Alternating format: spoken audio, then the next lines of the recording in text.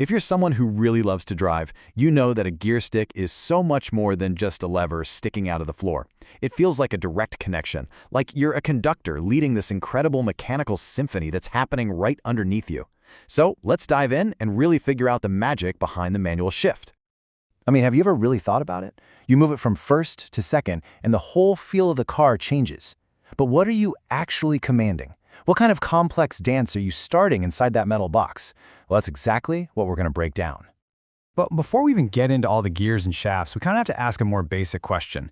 Why do we even need this thing? Why bother with this complicated box of metal at all?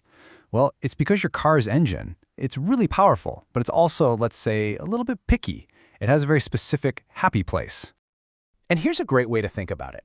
Picture an opera singer who can belt out this incredibly powerful, beautiful note, but only in a very narrow range. That is your engine.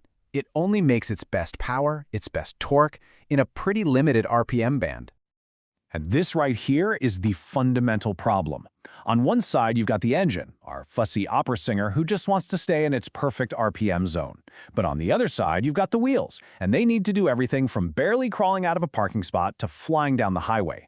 So how on earth do you make those two happy at the same time? You do it with this, the transmission. It's the ultimate mechanical translator. It takes that one perfect note the engine loves to sing, and using the magic of gear ratios, it translates it into whatever speed the wheels need. It's the mediator that solves that whole conflict. Okay, so if you want to change that translation, if you want to shift gears, you can't just jam a new one in while the engine is still connected. I mean, that would be a disaster.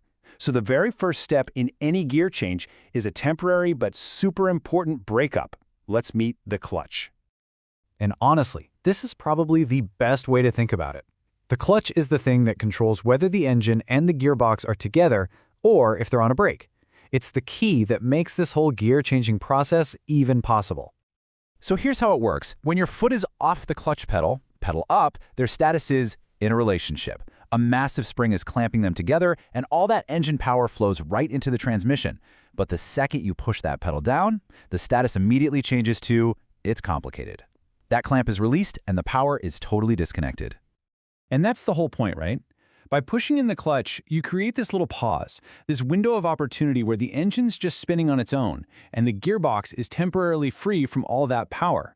That is the moment you can safely ask it to select a different gear. All right, the clutch is in, the power is cut, now we can finally go inside the magic box itself. This is where the ratios are made. This is the heart and soul of the transmission. And inside, you're going to find three main characters in this play. You've got the input shaft, which gets all its spin from the engine. You've got the output shaft, which sends that spin out to the wheels. And then in between them, you have the lay shaft, which is basically this rotating Christmas tree of different sized gears. Okay, now this is the secret that makes the whole thing make sense. You might think that when you shift, you're sliding big gears around, right? Nope. All of those gears are actually always meshed, always spinning. The real trick is that the gears on the main output shaft are just freewheeling on bearings. They're not actually connected to it. Your gear stick's one and only job is to pick just one of those freely spinning gears and lock it to the shaft. But wait a second. How do you lock a gear that's spinning like crazy onto a shaft that's spinning at a completely different speed? If you just tried to slam them together, you'd get that horrible, cringe-inducing grinding sound. You need something to politely introduce them first. And that brings us to the most brilliant part of the whole machine. It's been called the unsung hero of the manual transmission, and that is the perfect description. This little device is what makes a modern gearbox feel so smooth, so different from the crunchy, difficult crash boxes of old. Let's meet the Synchronizer. I love this analogy. Think of it like this. The gear you want and the output shaft are like two people at a party who want to dance, but one's doing the waltz and the other's breakdancing. The synchronizer, or synchro, is that smooth mediator who steps in and says, whoa, whoa, whoa, guys, let's get you on the same rhythm before you step all over each other's feet. And it does its job in 3 quick, elegant steps. First, when you start moving the gear stick, a little brass cone, the synchro ring, gently pushes up against the gear you've chosen. Second, the friction between them acts like a tiny little clutch, and it very quickly gets them spinning at the exact same speed. Then, and only then, once they're perfectly synchronized, a locking collar can slide over and lock them together. It's beautiful. So what this really means is that every single time you make a smooth shift, that satisfying click-clack you feel through the shifter, you have this tiny, ingenious little part to thank for it. It's the hero that prevents the chaos of grinding metal.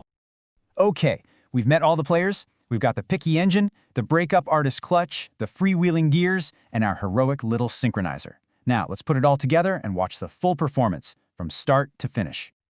Now, the last little piece of the puzzle is the shift linkage, and it's pretty simple. It's just a system of rods and cables that acts like a messenger service, taking the command from your hand and delivering it faithfully to the little forks inside the transmission that do the moving. It's what gives a manual that solid, mechanical, connected feeling. And this just lays it all out perfectly. Here's the whole sequence. 1. You press the clutch, disconnecting the engine. 2. You move the gear stick, which sends a message down the linkage. 3. The synchro works its magic, matching the speeds. 4. The gear locks onto the shaft, selecting your new ratio.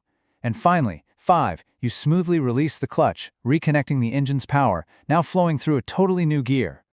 Every single time you shift gears, you are personally commanding this beautiful, perfectly coordinated dance of parts. You're not just moving a lever, you're conducting a symphony. It really is an absolute masterpiece of mechanical engineering, pure and simple. And you know, that really brings us to a final thought. In an age of automatics and electric cars, the manual transmission is getting rarer and rarer. So, the question is, in this modern world of ours, is this direct mechanical connection, this mechanical art form, is it something we should fight to preserve? It's something to think about.